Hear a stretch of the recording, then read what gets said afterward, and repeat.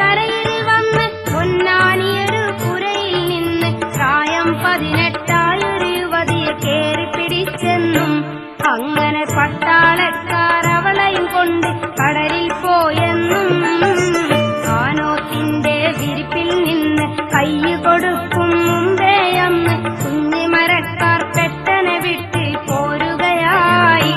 കഥയുടെ കാതൻ പറ്റും നായിൽ ചെന്നിട്ടോതുകയായി.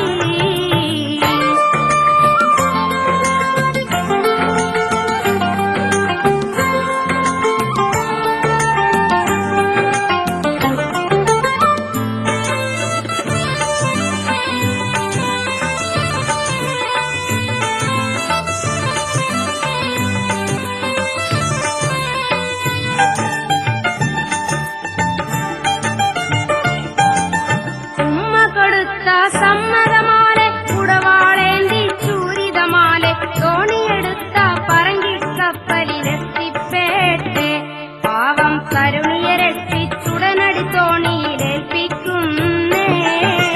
പറങ്കിപ്പടയോടവരും മുട്ടി പകയന്മാരുടെ ശിരസുകൾ